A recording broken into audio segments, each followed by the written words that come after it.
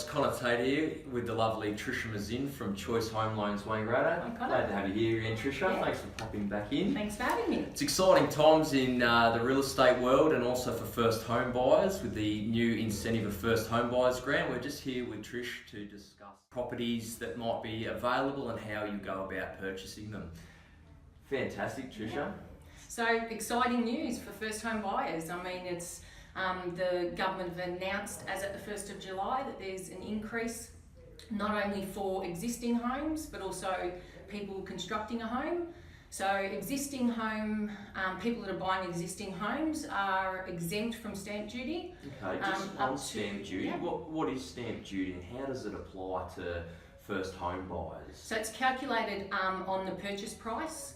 And it's a government duty paid to the government. Yep. Yes. On exchange of the property. So it's exempt up to a purchase price of $600,000. So anything under the $600,000 purchase, first home buyers are exempt. So they're really supporting first home buyers. Yeah, that makes a big difference because obviously it can be costly.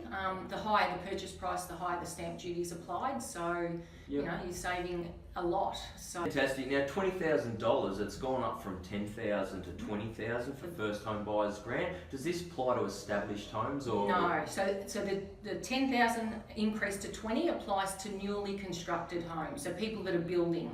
And that $20,000 is payable once you've got a fixed price building contract, and that when the base stage is down, then that will be released. Or regulations that require the occupant or the purchaser to live in the property for 12 months? Yes, so if you're applying for the first homeowners grant, it has to be your principal place of residence. On the other hand though, if you are a first home buyer, but you have an investment property, but you've never had a principal place of residence that you've lived in, you would still be eligible for the first home buyers grant, even though you've got an investment property.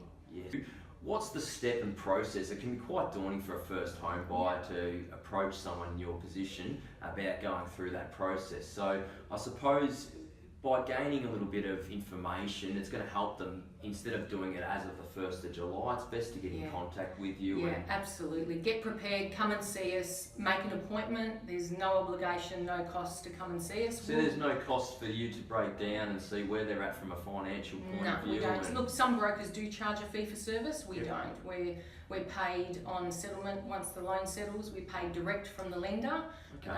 No cost to the clients at all. So we're really hands-on in terms of the whole process. So we'll sit down with you, give you let you know what you need to do to be able to make that transaction of a home purchase. So it might be that we say, look, start your savings.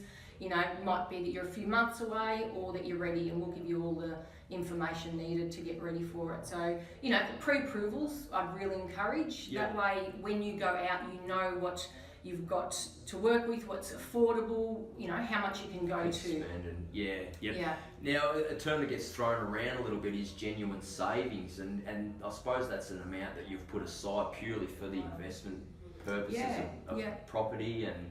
Yeah. So depending on the margin, but most lenders require a 5% genuine savings. So that's defined as accumulated savings over a 3-month period. Mm-hmm. There are some exemptions, but best to just come and see us and we can apply, you know, see what's suitable to your individual needs and what you qualify for. Yep. Now with the first home buyers grant, and if someone were to purchase land and build, does that $20,000 go off the deposit price, or is that at the end of their accumulated price? So you'd still have to have your savings, you'd still have to have your deposit. Yep.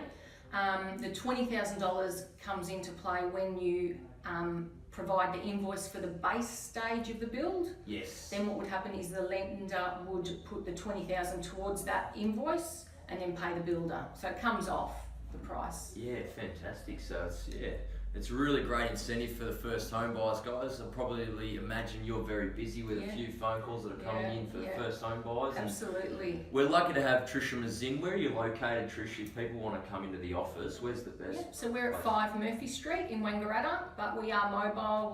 We'll work with you. We do phone appointments, after hours appointments, so we're flexible to suit the client's needs on when it suits them. Fantastic. Well, thanks very much for coming in, Tricia, and we'll keep you up to date with all that's going on with first home buyers and everything else that Tricia does at mortgage home loans.